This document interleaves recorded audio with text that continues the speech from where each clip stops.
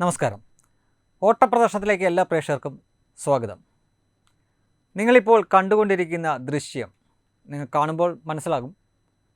പൂജാവിധികളോടെ മന്ത്രോച്ചാരണത്തോടെ കുറച്ച് പേര് ഒരു പടികൾ കടന്ന് ചവിട്ടി പോകുന്നതാണ്, ഒരു ഓഫീസിലേക്ക് പോകുന്നതാണ് എന്ന് നിങ്ങൾക്ക് ഊഹിക്കാൻ പറ്റും. ഇത് കാണുമ്പോൾ സ്വാഭാവികമായിട്ടും നിങ്ങളിൽ പലരും വിചാരിക്കുന്നത് ഉത്തരേന്ത്യയിലുള്ള ഏതെങ്കിലും സംഘപരിവാർ നേതാവ്, BJP നേതാവ് അവരുടെ ഓഫീസിലേക്ക് പോകുന്നു, അല്ലെങ്കിൽ അവരുടെ സ്ഥാപനത്തിലോ മറ്റോ പൂജ ചെയ്യാൻ പോകുന്നത് എന്നായിരിക്കും നിങ്ങൾ വിചാരിച്ചിരിക്കുന്നത്. എന്നാൽ അങ്ങനെയല്ല. കോൺഗ്രസ് ഭരിക്കുന്ന തെലങ്കാനയിൽ അവിടുത്തെ ഉപമുഖ്യമന്ത്രി അഥവാ ഡെപ്യൂട്ടി CM മല്ലു ഭാട്ടി വിക്രമാർക എന്ന വ്യക്തി അദ്ദേഹത്തിൻ്റെ ഓഫീസ്, ഔദ്യോഗിക ഓഫീസ് അവിടെ കയറി ചാർജ് എടുക്കാൻ പോകുന്ന ദൃശ്യമാണ് നിങ്ങൾ ഈ കാണുന്നത്.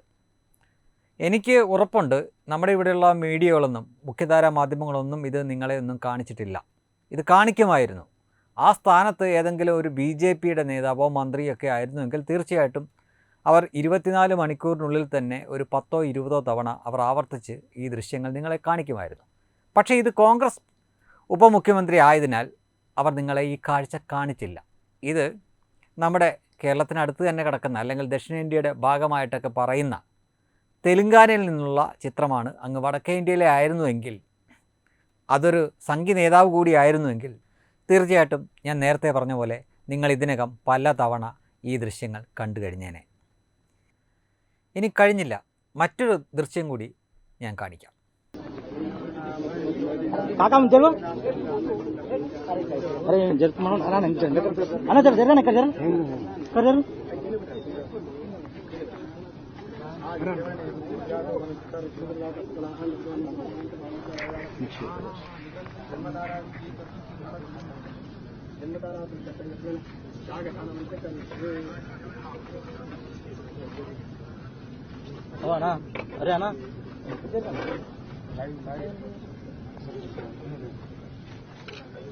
ஆமா ஆமா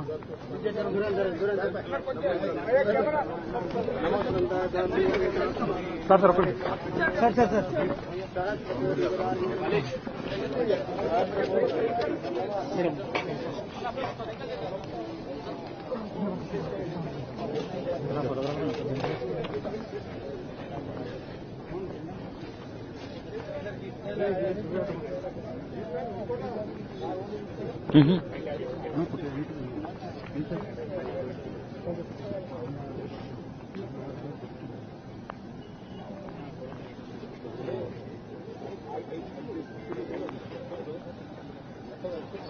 ഇതും ഉത്തരേന്ത്യയിലൊക്കെ പതിവായിട്ട് നടക്കുന്ന ഗോപൂജ തന്നെയാണ്. പക്ഷേ ഉത്തരേന്ത്യയിലല്ല നടക്കുന്നത്, ഇതും തെലങ്കാനയിൽ തന്നെ നടക്കുന്നതാണ്. ഇത് സാക്ഷാൽ രേവന്ത് റെഡ്ഡി അഥവാ തെലങ്കാനയുടെ പുതിയ മുഖ്യമന്ത്രിയാണ്.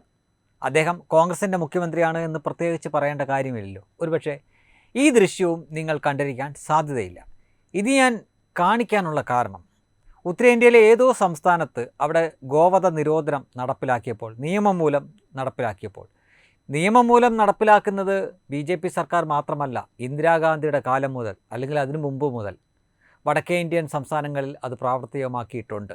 നമ്മുടെ ഭരണഘടനയിൽ വരെ പറഞ്ഞിട്ടുണ്ട് എന്ന് അതിനെപ്പറ്റി അറിയാവുന്നവർ പറയുന്നു. ശരി, പോട്ടെ. ഉത്തരേന്ത്യയിൽ ഏതോ ഒരു സംസ്ഥാനത്ത് ഗോവധ നിരോധനം നടപ്പിലാക്കിയപ്പോൾ ഇങ്ങ് കേരളത്തിൽ തെരുവിൽ നടുറോഡിൽ പട്ടാപ്പകൽ ഒരു പശുക്കുട്ടിയെ കഴുത്തറുത്ത് കൊന്നതാണ് യൂത്ത് കോൺഗ്രസിൻ്റെ നേതാവായിട്ടുള്ള റിജിൽ മാക്കുറ്റി. ആ റിജിൽ മാക്കുറ്റി ഇത് കാണുമ്പോൾ റിജിൽ മാക്കുറ്റിയുടെ മുഖമടച്ച് കിട്ടുന്ന അടി പോലെ ഫീൽ ചെയ്യണം ഈ കാഴ്ച. അയാളുടെ തന്നെ നേതാവാണ്. അയാൾ ഏതെങ്കിലും കാലത്ത് ഈ വ്യക്തിയെ കാണേണ്ടി വന്നാൽ മുൻപിൽ തൊഴുതു നിൽക്കേണ്ട നേതാവാണ്. അതായത് ഒരു സംസ്ഥാനത്തിൻ്റെ മുഖ്യമന്ത്രിയാണ്, കോൺഗ്രസിൻ്റെ മുഖ്യമന്ത്രിയാണ്. രേവന്ത് റെഡ്ഡി എന്നാണ് അയാളുടെ പേര്, അദ്ദേഹത്തിൻ്റെ പേര്. അദ്ദേഹം റിജിൽ മാക്കുറ്റിയെ കാണുകയാണെങ്കിൽ ഒരുപക്ഷെ ചോദിക്കാൻ സാധ്യതയുള്ള ചില ചോദ്യങ്ങളുണ്ട്. എന്തിനാണ് പട്ടാപ്പകൽ ഒരു പശുക്കുട്ടിയെ നടു റോഡിലിട്ട് കഴുത്തറുത്ത് കൊന്നത് എന്ന് ചോദിക്കും. അതിനാൽ തന്നെ ഈ റിജിൽ മാക്കുറ്റിയൊന്നും അദ്ദേഹത്തിൻ്റെ മുൻപിൽ ഈ അടുത്ത കാലത്തെങ്ങും പോയി ചാടിക്കൊടുക്കാൻ സാധ്യതയില്ല. പക്ഷേ റിജിൽ മാക്കുറ്റിയെ പോലുള്ള പൂക്കുറ്റികൾ ഓർക്കണം, ഏതെങ്കിലും കൂട്ടരെ പ്രീണിപ്പിക്കാൻ വേണ്ടിയിട്ടും വോട്ടിനും വേണ്ടിയിട്ട് ഇങ്ങനെയൊക്കെ ചെയ്യുമ്പോൾ നിങ്ങളുടെ ദേശീയ നയം, നിങ്ങളുടെ പാർട്ടി ദേശീയ പാർട്ടിയാണല്ലോ, ആ പാർട്ടിയുടെ ദേശീയ നയം എന്താണോ, അല്ലെങ്കിൽ അവരുടെ വിശ്വാസം എന്താണ്, അവരുടെ വിശ്വാസികളെ വ്രണപ്പെടുത്തുന്ന രീതിയിലാണോ അവരുടെ പെരുമാറ്റം എന്നെങ്കിലും കുറഞ്ഞപക്ഷം നിങ്ങൾ അറിഞ്ഞിരിക്കണം, പഠിച്ചിരിക്കണം. അതിനു വേണ്ടിയിട്ടാണ് ഇത് ഞങ്ങൾ കാണിച്ചത്.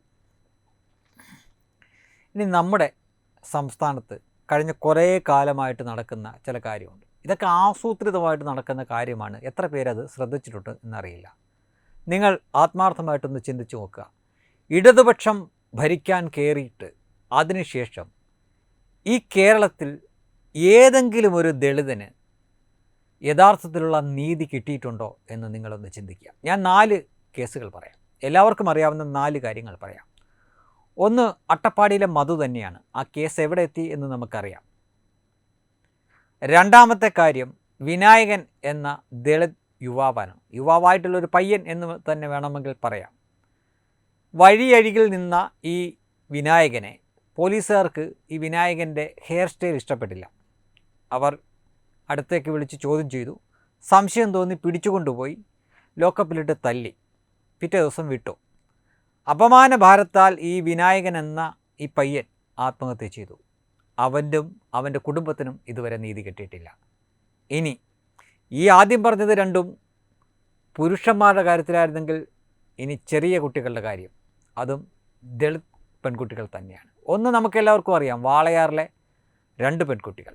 എന്തായി അതിൻ്റെ കേസ്? ദളിത് പെൺകുട്ടികളാണ്. ഇനി ഏറ്റവും ഒടുവിൽ ഇന്ന് വണ്ടിപ്പെരിയാറിൽ ദളിതയും പാവപ്പെട്ടവരുമാണ്. ഇതെല്ലാം ഈ കേസുകളെല്ലാം പാവപ്പെട്ടവരാണ്, ദളിതരാണ്.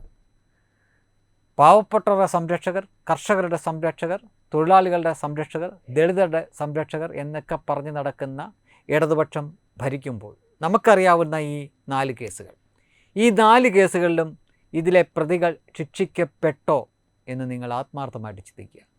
ഉറപ്പായിട്ടും 100% ഉറപ്പായിട്ടും പറയാൻ പറ്റും, ഇടതുപക്ഷം ഭരിക്കുമ്പോൾ ദളിതർക്ക് നീതി കിട്ടില്ല. അവരുടെ ജീവന് ഉറുമ്പിൻ്റെ പോലും വില കൽപ്പിക്കുന്നില്ല ഇവർ.